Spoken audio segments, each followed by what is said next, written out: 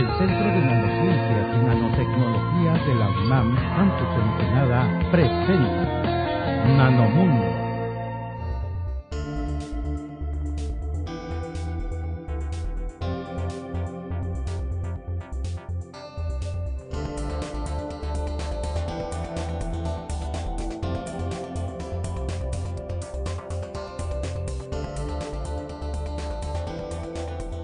Bueno, pues en esta primera charla quería comentar a qué llamamos nano y por qué creemos que es interesante o qué resultados globales se están obteniendo.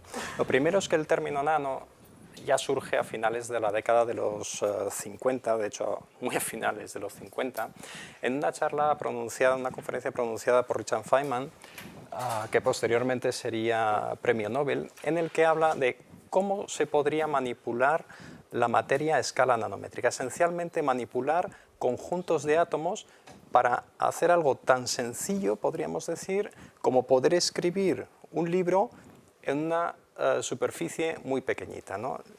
Ese fue el primer concepto nano. Para eso habría que desarrollar nanomáquinas, nanoinstrumentación, para modificar esas nanoestructuras. Bien, pues una idea que parece sencilla tardó 20 años en descubrirse, en realizarse por primera vez el microscopio de efecto túnel en 1981 y aún 12 años más en poder manipular átomos individualmente. Aquí lo que tenemos son 48 átomos formando una circunferencia depositados sobre una superficie de cobre 111. El grupo que lo realizó fue el de Eigler en IBM en 1993. Sin embargo, con el paso del tiempo nos damos cuenta de que nano no es únicamente más pequeño, cual era la aproximación de la microtecnología, sino que además cuando reducimos la materia a escala nanométrica, unos 100 nanómetros típicamente y de ahí abajo, la materia presenta fenómenos novedosos. Tenemos un comportamiento distinto. Por tanto, nano será pequeño, hablando de tamaños típicamente de 100 nanómetros, y distinto. Distinto unas veces será mejor y otras veces será peor. ¿Por qué ocurre que es distinto? Bueno, pues a escala macroscópica tenemos la física clásica que domina el comportamiento de la materia, pero a escala nanométrica debemos tener en cuenta fenómenos cuánticos. Por ejemplo, si confinamos un electrón en una región cada vez más pequeña, sus niveles energéticos se van a ver modificados. Y en particular lo que ocurre es que en semiconductores, por ejemplo, seleniuro de cadmio, tenemos, como bien sabéis, definidas las bandas de conducción y las bandas de valencia. Si reducimos la materia a escala nanométrica, 5 o 10 nanómetros, tenemos estas nanopartículas y los niveles energéticos cambian dramáticamente y eso nos va a permitir diseñar dispositivos. Segundo aspecto, las superficies. Cuando tenemos un material masivo, centímetros, muy pocos de los átomos están en la superficie. Sin embargo, proporcionalmente, cuando reducimos el tamaño de las partículas, cada vez hay un porcentaje mayor de átomos que se encuentran en la superficie. Por tanto, todos los fenómenos asociados a catálisis se van a modificar, se van a ver alterados. En particular, la coordinación de los átomos en las superficies es diferente, tenemos enlaces libres y, por tanto, esperamos una mayor reactividad de los materiales. Y un efecto problemático, si lo queremos ver así, es que cuando tratamos de reducir estos microdispositivos, los denominados MEMS, sistemas microelectromecánicos, a nanoelectromecánicos, resulta que la fricción es tan fuerte que estos dispositivos dejan de funcionar y tenemos que buscar otras rutas. No sirve con hacerlos cada vez más pequeños. Si consideramos una esfera de unos 100 nanómetros, apenas tenemos átomos en la superficie, pero vemos como cuando pasamos de 50 nanómetros, la cantidad de átomos en la superficie, que era lo que trataba de comentar antes, cada vez es mayor. E incluso el oro se ha publicado que se vuelve reactivo. ¿Cuáles son los materiales nanoestructurados? Bueno, pues aunque hay muchas clasificaciones, vamos a tomar una clasificación en función de cuántas dimensiones son nanos. En primer lugar, tal vez los más característicos o los más famosos son los materiales nanoestructurados cerodimensionales. Eso significa que todas las dimensiones del material están por debajo de 100 nanómetros. Un ejemplo característico son estos puntos cuánticos semiconductores que ya comentaba anteriormente. Vemos como cuando el tamaño es de 2 nanómetros, presentan una emisión en el azul. Y esa emisión se va corriendo hacia el rojo cuando incrementamos el tamaño de la partícula, siempre en el rango nanométrico. Esto nos permite diseñar dispositivos tipo láser de estado sólido y también, si funcionalizamos correctamente estas partículas y las introducimos en el cuerpo, podemos utilizarlos como marcadores biológicos. Decía antes que nano es distinto.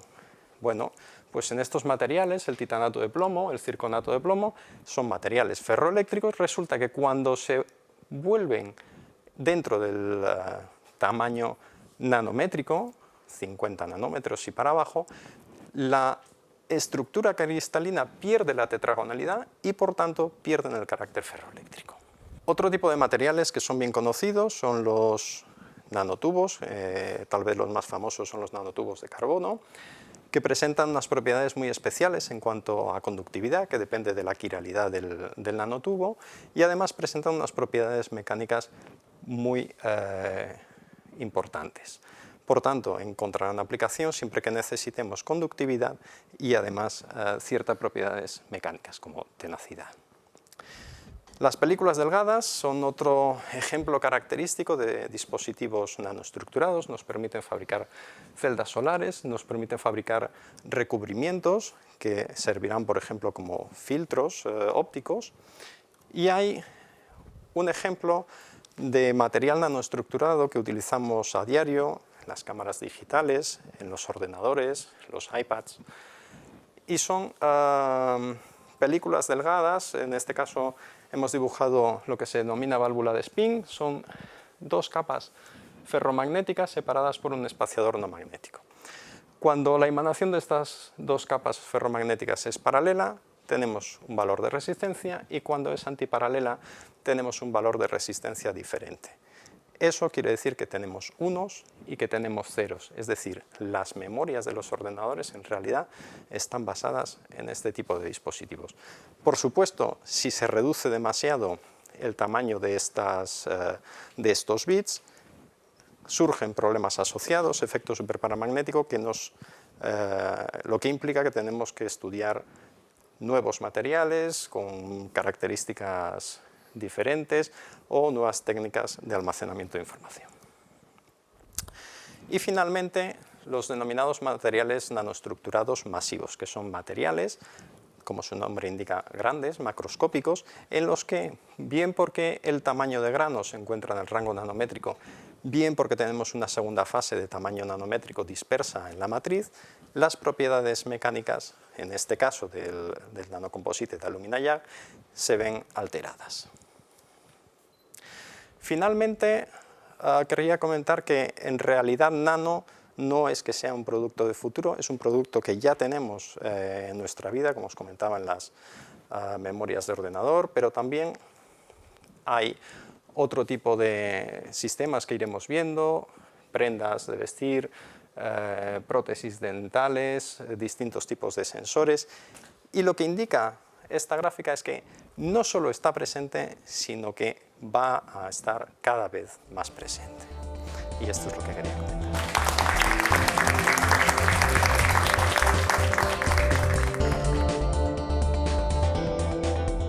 El Centro de Nanociencias y Nanotecnología de la UNAM, Campus Ensenada, presenta Nanomundo.